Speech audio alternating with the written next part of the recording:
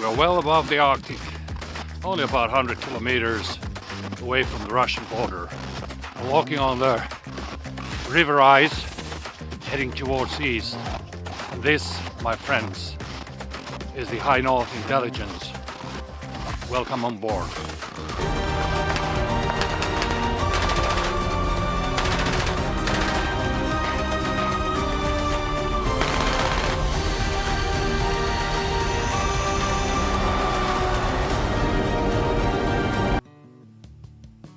Alright folks, welcome to my channel. For the first time in history, NATO now directly borders Russia across the whole Arctic Europe. When Finland joined the alliance, it changed the security map of Northern Europe and the whole power balance in the High North. This is one of the things we are going to dive in tonight. For decades, Finland followed a policy of military non-alignment. Finland neutral was committed to be a neutral country like its western neighbor Sweden. Then Ukraine happened and that changed everything. The common opinion here in Finland changed almost overnight. Finland started favoring the alliance, the NATO alliance, and in very fast pace Finland joined the North Atlantic Alliance. Today we are going to look into the agreements and contracts that Finland has regarding the military balance here in the north. Bear with me, and at the end we will look into the actual news from the... Alright, just a brief look into the road, how we ended up in the situation where we are at today. I'm not going to go into the Second World War itself, but it's maybe worth mentioning that Finland was actually on the losing side, even though we were first attacked by the Soviet Union in 1939 in a so-called Winter War, and then later we were fighting a war with them, which was called the Continuation War. And then we even had a Lappish War, which we fought against the German forces here up in the High North. But that's all history, but it really reflects to, or reflected to, the security policy of Finland after the Second World War. We never lost our democratic system. We were never occupied, even though we lost 11% of our territory, our dear Karelia and the Petsamo enclave up here in the north. We will go deeper into that subject in the later episodes because it's really important to understand what happened there and how it reflects to today's security situation here up in the High North. But anyway, you can see time chart here where the main event... Before we go any further, we need to look into some of the security arrangements that we have here in the north, and also the command structure. So we can start with this picture because it's a very, very important event that happened last December here in Finland, Helsinki, 2025. What you see in the picture, you see actually the Finnish president, Alexander Stubb, delivering a speech here in this signing ceremony, and the distinguished military personnel here in the picture are Swedish Chief of Defense, Finnish Chief of Defense, and the Danish Chief of Defense. Alongside you have the Joint Forces Command Chief from Norfolk and from Brussels in Holland, and then you have also a Vice Admiral Sir Keith Blunt, who is a Deputy Supreme Allied Commander of Europe. So there you go. And the reason why the signing ceremony was important is that with this, all the Nordic countries are under the Norfolk Joint Command which was not the case even before the Finland and Sweden joined NATO. Denmark was under the Russian command, which is in Holland. But Iceland and Norway were already under Norfolk command.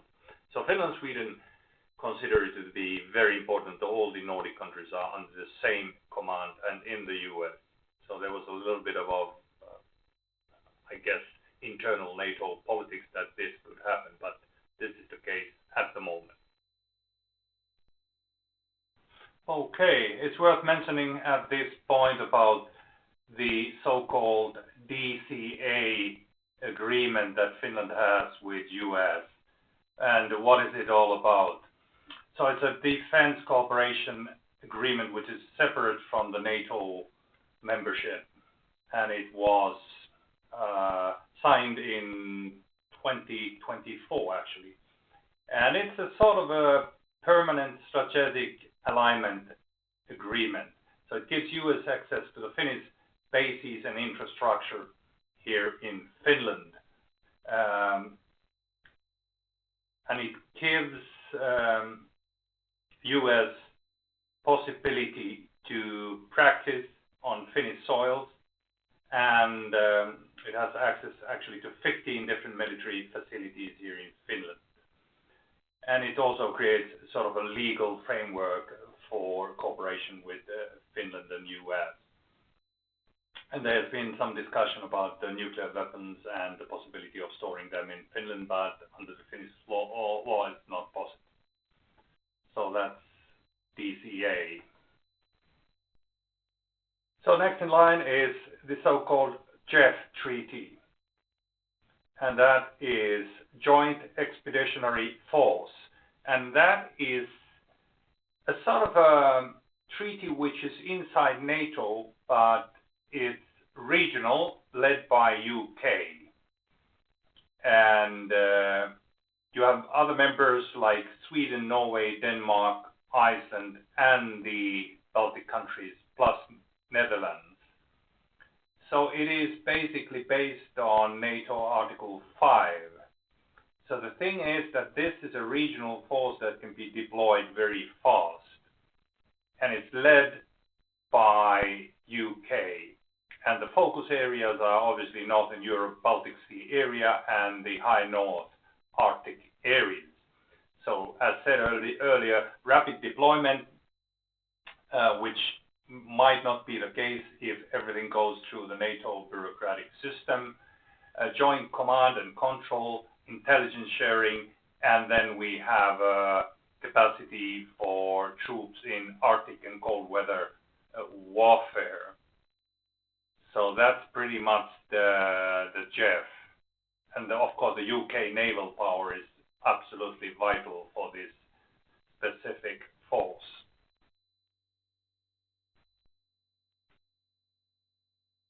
Okay, then we have to say a couple of words about FLF. That is also kind of organization or unit or alliance inside NATO. It's not a separate alliance, but it's a NATO-controlled multinational ground force. And what it means, or what it stands for, is Forward Land Forces. So basically, it's just part of NATO's enhanced forward presence in its eastern flank. And it's been around for quite a while already, with countries participating, Estonia, Latvia, Lithuania, Poland being very essential part of FLF. Now Finland joined that as well. And what does it mean in practice? Well, I guess it means more training here in Finland and especially here in the high north.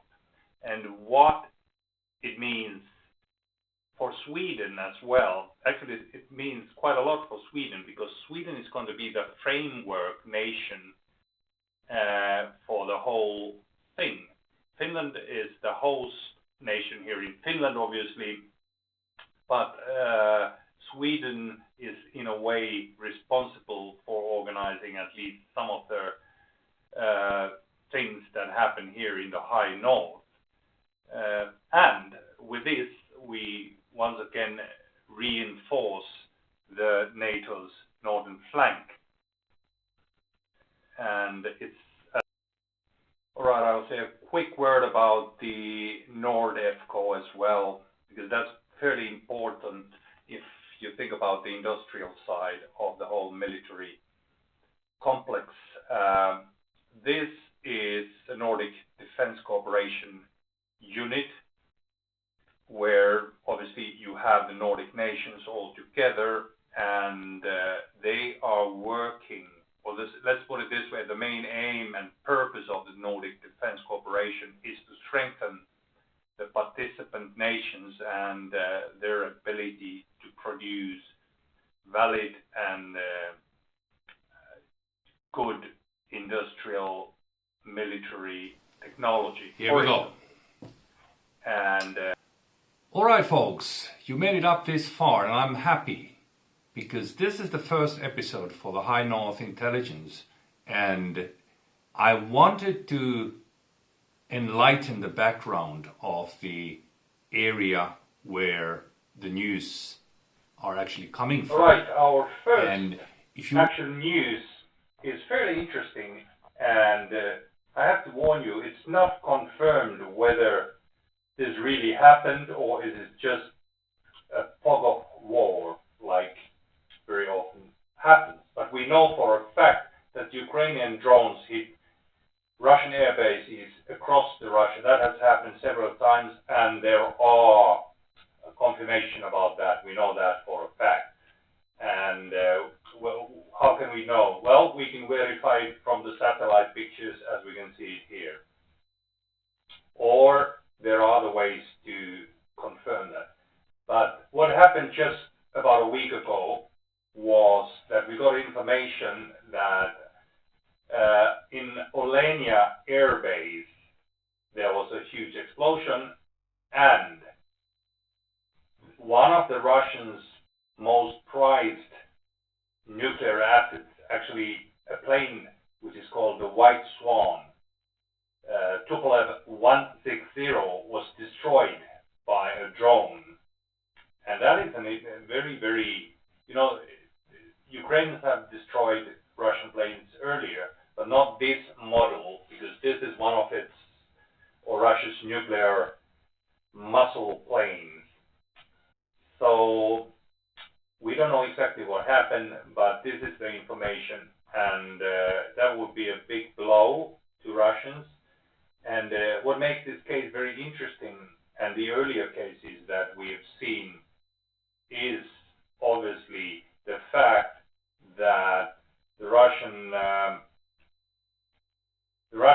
very often claim that these drone attacks come from the neighboring countries. And the Olenya air base is only a few hundred kilometers away from actually the place where I am at the moment. I guess it's around 100 kilometers away from the Finnish or Norwegian border. So there could be sort of accusations that Finns or Norwegians let the Ukrainians use their territory to launch these attacks, but so far they're not being like that. We know that they have used trucks inside Russia to go close to these areas and then sort of perform their acts from that way. We are not sure, but that's something that we need to confirm whether. So here you have the newspaper clip from the last year's drone attack to Olenya. This is from the Barents Sea Observer newspaper, and that was a devastating hit. It happened in June 2025. So first there were speculations about how the Ukrainians performed that attack, but as said, they didn't fly, the drones didn't fly all the way from Ukraine. They were transported by the trucks to the close by regions, and from there, as far as we know, remotely released to that attack. And that actually caused a devastating havoc on the airbase. And what another interesting aspect here is obviously what happened to the multi-billion-dollar S-400 defense system. How poorly do they perform against this kind of drone attacks?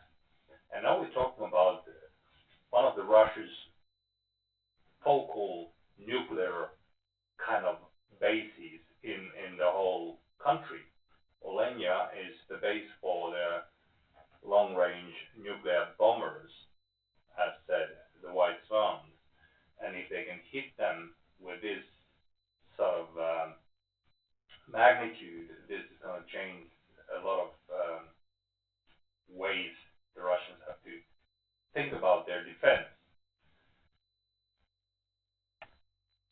Okay, we have a very interesting statement from the Norwegian Chief of Defense, Army Chief of Defense.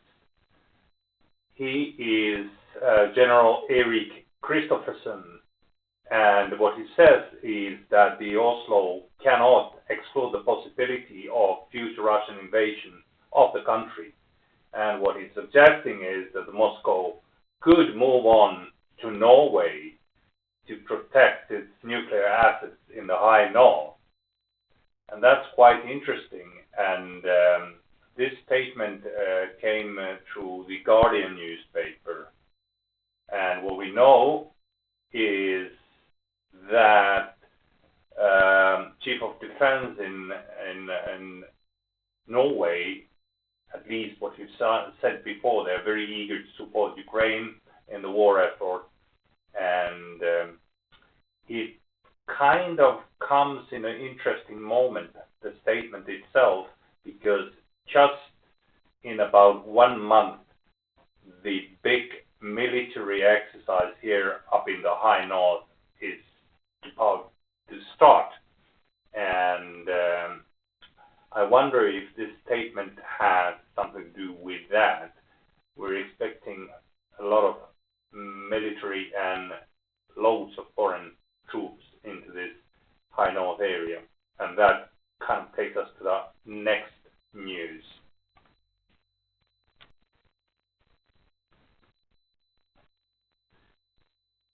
Cold Response 2026. It's the huge military exercise that will take place between the 9th and the 20th of March here in the high north. It will collect more than 25,000 soldiers from 14 different countries to the Arctic area. Norway will be the lead country, but the exercise itself will happen in the territories of Finland, Sweden, and Norway. And here in Finland, the exercise area is mainly in the Rovaniemi area, which is the big, huge, I think Europe's biggest artillery exercise area. But there will be activity in other places as well. Finland will have at least 3,500 soldiers. Mainly, I think most of them will be reservists, but there will be some conscripts from Sodankylä base as well, I'm sure, and some special forces. Other countries like Sweden, US, France, Italy, UK will bring at least 4,000 soldiers each to this exercise. There will be a lot of activity in the air as well. Obviously, the Finnish F-18 Hornets will be active, and the Norwegian F-35s. As you know, the Finnish F-35s have not been delivered. There are a few that are ready, but they're still in US. I think we will receive some before the end of the year. But that's the huge exercise that we're all expecting to happen here in just a few weeks. So the final news for today is about the FLF troops, and we finally have a decision about where there would be stations. Basically, here in the high north, there were two options, Rovaniemi or Sodankylä. And it seems at Rovaniemi Rovaniemi as a bigger place and maybe a bit more convenient for our foreign military friends won this game, and they will be stations in Rovaniemi. Sodankylä is about 100 kilometers. All right, 100 kilometers. that's it, folks. High North Intelligence. I hope you enjoyed and got some information that is useful for you. I know this first episode is a bit too long and there's some background information that doesn't really interest everybody, but I strongly felt that I need to go through these different security arrangements that Finland has today in order to create a realistic picture about the security situation here up in the north. And I have loads of news material that I'm wanting to share with you, but it just becomes too long. We're already 20 minutes and yeah, so the next episodes will be shorter, the news flash will be shorter, but there will be loads of interesting things coming up.